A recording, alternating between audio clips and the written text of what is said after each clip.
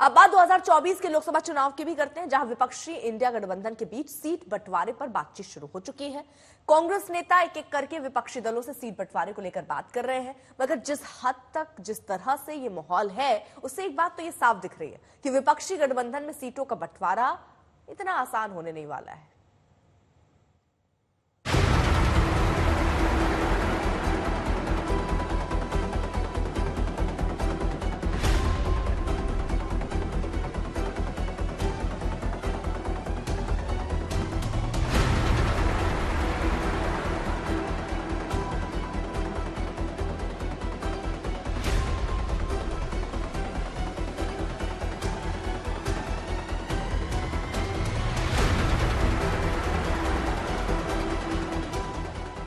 2024 की चुनावी जंग से पहले विपक्षी एकता पर फाइनल मुहर लगाने की तैयारी हो गई है। इंडिया गठबंधन में शामिल दलों से कांग्रेस ने सीट बंटवारे पर चर्चा शुरू कर दी है और पीएम मोदी के खिलाफ मोर्चाबंदी की इस कवायद की शुरुआत हुई है बिहार से, जहां पहली बैठक के बाद इंडिया गठबंधन ने आकार लिया था। दिल्ली में आरजेडी के नेताओं के साथ कांग्रेस की नेशनल अलायंस कमेटी के सदस्यों ने बैठक की, जिसमें बिहार में सीटों के बंटवारे पर बातचीत हुई। हम बैठक में सबसे पहले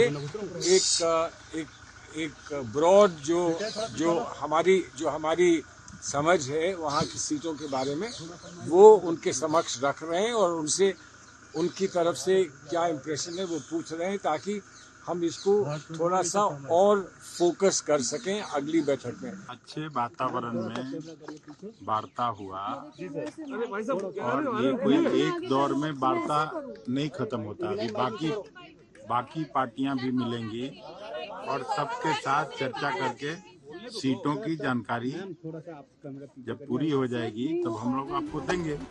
इस बैठक से पहले कांग्रेस पार्टी के भीतर ही कई दौर का मंथन हो चुका है, जिसके बाद कांग्रेस अध्यक्ष मल्लिकार्जुन खड़गे ने सभी लोकसभा सीटों पर तैयारी की बात कही है। ये बहुत स्वस्थ तरीका है गठबंधन को मजबूत करने का। हर पार्टी अपने अपने कार्यकर्ताओं के माध्यम से, अपने अपने कार्यक्रमों के माध्यम से पूरे देश में अपनी मजबूती बनाएगी, तो जाहिर सी बात है कि निष्कर्ष ये निकलेगा कि गठबंधन मजबूत होगा। 3 दिन तक चलने वाली इन बैठकों के बाद कांग्रेस सीट शेयरिंग का फॉर्मूला सामने आने की उम्मीद कर रही है, लेकिन तमाम राज्यों के खींचतान को देखते हुए विपक्षी गठबंधन की राह इतनी आसान नहीं लग रही है। कांग्रेस की तमाम पार्टियों के नेताओं के साथ बैठक में संयोजक के नाम पर बातचीत की उम्मीद है। साथ ही पीएम कैंडिडेट के चेहरे पर भी चर्चा हो सकती है। सबसे बड़ा सवाल यह है कि सीटों के विवाद वाले राज्यों में एक राय कैसे बनाई जाएगी और विवाद वाले राज्यों में सीट शेयरिंग कैसे की जाएगी, क्योंकि यूपी से महाराष्ट्र, बंगाल से बिहार तक तमाम नेता सीटों पर दावेदारी को लेकर बयानबाजी कर रहे हैं। वहीं कांग्रेसी नेता ज्यादा से ज्यादा सीटों पर चुनाव लड़ने का दम भर रहे हैं। कांग्रेस के अध्यक्ष हैं तो वो अपनी बात को तो रखेंगे ना।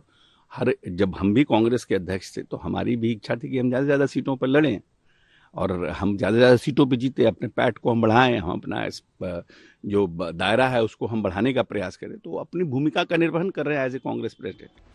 तमाम नेताओं के बयानों से अब तक जो बात सामने आई है उसके मुताबिक बिहार में जेडीयू आरजेडी 16 सीटों पर दावेदारी कर रहे हैं, जबकि बिहार कांग्रेस के नेता 8 सीटों पर अड़े हुए हैं। पश्चिम बंगाल में बिहार से ज्यादा तनातनी है, क्योंकि ममता बनर्जी की पार्टी कांग्रेस को 2 सीटों से ज्यादा देने पर राजी नहीं है। महाराष्ट्र में शिवसेना उद्धव गुट पहले ही 23 सीटों पर अपना दावा ठोक चुका है। पंजाब और दिल्ली को लेकर कांग्रेस और आम आदमी पार्टी के बीच पेच फंसा हुआ है। वहीं सबसे बड़े सियासी सूबे उत्तर प्रदेश में अखिलेश यादव का रुख सख्त बना हुआ है। समाजवादी पार्टी तय कर देगी बहुत जल्दी। समाजवादी पार्टी और दलों को भी साथ लेकर के बहुत जल्दी फैसला ले लेंगे।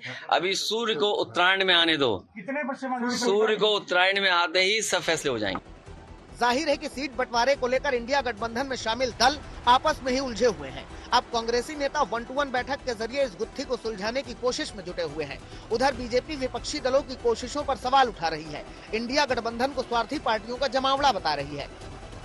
ये आपस में मोल जोल का हो रहा है, ये गठबंधन नहीं है बल्कि स्वार्थों का एक जमाकड़ा है।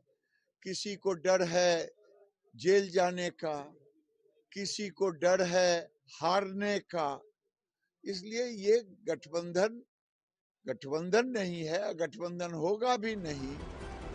तमाम दलों के साथ कांग्रेसी नेता 3 दिनों तक लगातार बैठक करेंगे।